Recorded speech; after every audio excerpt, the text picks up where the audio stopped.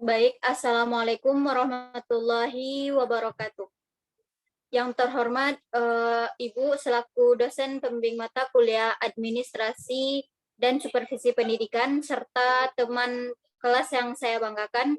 Puji syukur marilah kita panjatkan kepada Allah Subhanahu wa taala dan salawat serta salam semoga tetap tercurahkan kepada baginda Rasulullah Muhammad SAW. Adapun topik yang akan kita bicarakan mengenai diskusi kali ini yaitu tentang administrasi keuangan. Saya Diva Syukran Nabila dengan NIM 2003354 selaku moderator akan membimbing jalannya diskusi ini. Sebelumnya saya akan memperkenalkan anggota kelompok saya. Yang pertama Ahmad Ihsan Farisi dengan NIM 2003501. Saya sendiri Diva Syukran Nabila 2003354, Muhammad Teja Sakti 2003336 dan Qura Ayun Aunillah 2003386. Baik, kita masuk kepada pemateri pertama, yaitu rekan saya Muhammad Teja Sakti.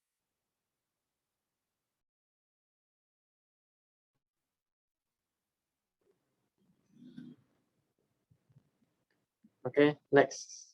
PPT-nya.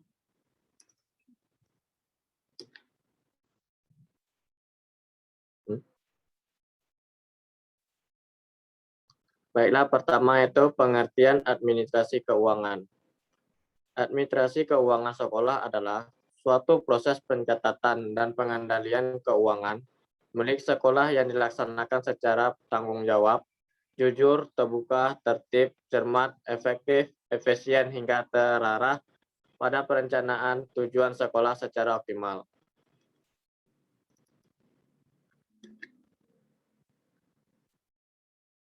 Oke.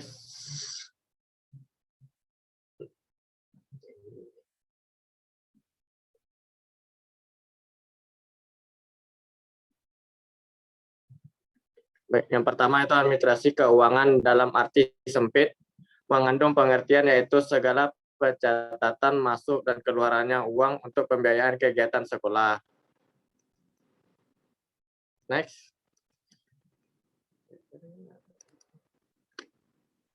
Yang kedua yaitu administrasi keuangan dalam arti luas, mengandung pengertian penentuan kebijaksanaan dalam pengadaan dan penggunaan keuangan untuk mewujudkan kegiatan organisasi kerja berupa kegiatan perencanaan, pengaturan pertanggungjawaban, dan pengawasan keuangan. Oke, next.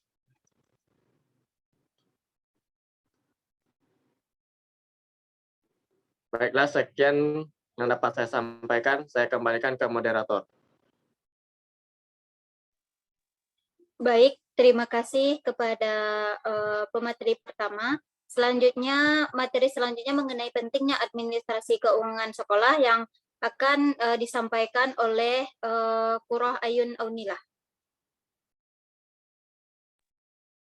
Baiklah, selanjutnya yaitu pentingnya administrasi keuangan sekolah. Administrasi keuangan memiliki peran yang sangat penting dalam sekolah, yaitu diantaranya yang A, meningkatkan efektivitas dan efisiensi penggunaan keuangan sekolah dalam melaksanakan program sekolah. Next.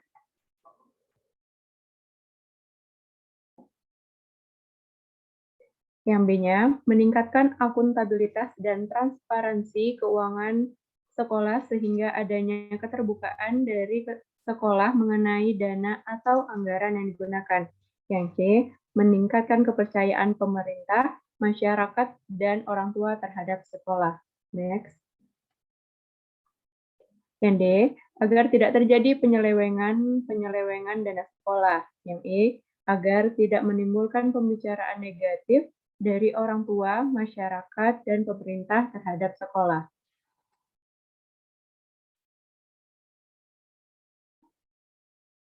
Baiklah, itu saja. Saya kembalikan kepada moderator. Baik, untuk pemateri ketiga yang akan disampaikan oleh Ahmad Ihsan Farisi.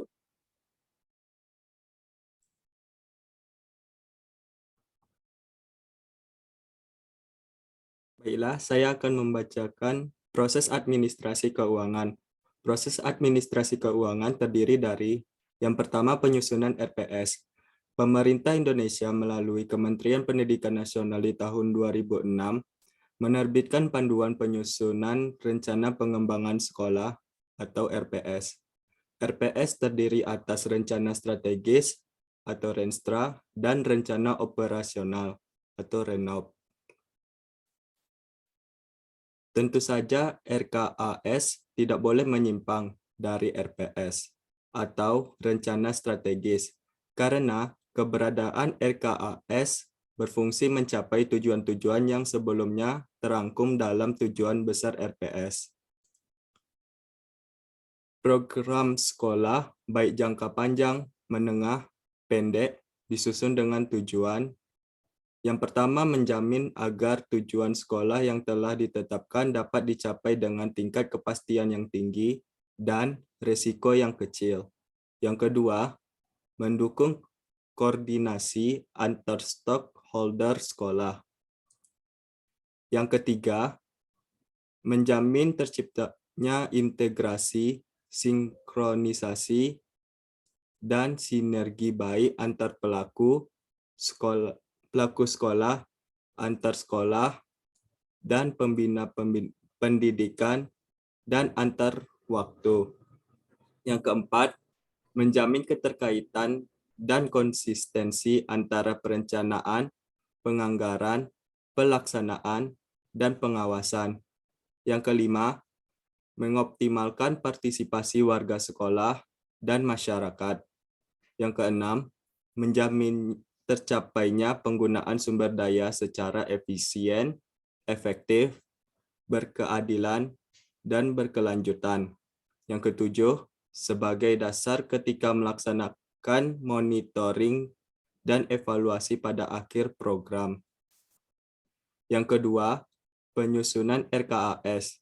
RKAS merupakan rencana biaya dan pendanaan program atau kegiatan secara rinci untuk 1 tahun anggaran. RKAS adalah dokumen anggaran-anggaran sekolah resmi yang ditujui kepala sekolah serta disahkan Dinas Pendidikan setempat atau bagi sekolah negeri atau penyelenggaraan pendidikan atau yayasan bagi sekolah swasta. Yang ketiga, penggunaan. Penggunaan keuangan sekolah menurut Depdagri dan Depdikbud 1996 menyatakan bahwa dalam administrasi keuangan harus ada pemisahan tugas dan fungsi otorisator, ordonator, dan pembendaharawan. Otorisator adalah pejabat yang diberi wewenang untuk mengambil tindakan yang mengakibatkan terjadinya penerimaan atau pengeluaran keuangan. Sedangkan ordonator adalah pejabat yang berwenang yang melakukan pengujian dan memerintahkan pembayaran atas segala tindakan yang dilakukan berdasarkan otorisasi yang telah ditetapkan. Yang keempat, pertanggungjawaban. Pertanggungjawaban dapat disampaikan pada pimpinan, sumber pemberi dana, maupun kepada personel sekolah untuk dapat diketahui bersama. Hal ini perlu dilakukan mengingat keuangan merupakan hal yang sangat sensitif. Ketidakjelasan laporan pertanggungjawaban keuangan sekolah akan menambah tanggapan negatif terhadap kepala sekolah dalam hal penyelenggaraan keuangan sekolah yang tidak tertib. Sekian dan terima kasih. Saya kembalikan kepada moderator. Baik, untuk materi yang terakhir mengenai peran guru dalam administrasi sekolah akan saya paparkan sedikit, yaitu beberapa peran guru dalam administrasi keuangan sebagai berikut. Yang pertama yaitu membuat file keuangan sesuai dengan dana pembangunannya. Terus yang kedua, membuat laporan data usulan pembayaran gaji, rapel ke pemerintah kota. Yang ketiga yaitu membuat pembukuan penerimaan dan penggunaan dana pembangunan. Dan yang keempat yaitu membuat laporan dana pembangunan pada akhir tahun anggaran. Yang kelima, membuat laporan rancangan anggaran pendapatan bantuan sekolah atau RAPBS. Yang keenam, yaitu membuat laporan tribulan dana bantuan operasional sekolah atau biasa kita sebut dengan dana BOS. Dan yang ketujuh, yaitu menyetorkan pajak PPN dan PPH. Yang kedelapan, membagikan gaji atau rapel. Dan yang terakhir, yaitu menyimpan dan membuat arsip peraturan keuangan. Baiklah, sekian materi mengenai administrasi keuangan yang telah kami paparkan. Selanjutnya pada sesi penambahan materi nanti akan dilakukan pada WA Group dan sesi tanya jawab akan dilanjutkan melalui e-learning dan beberapa di WA Group nantinya. Sekian yang dapat kami sampaikan, terlebih terkurang mohon maaf. Wassalamualaikum warahmatullahi wabarakatuh.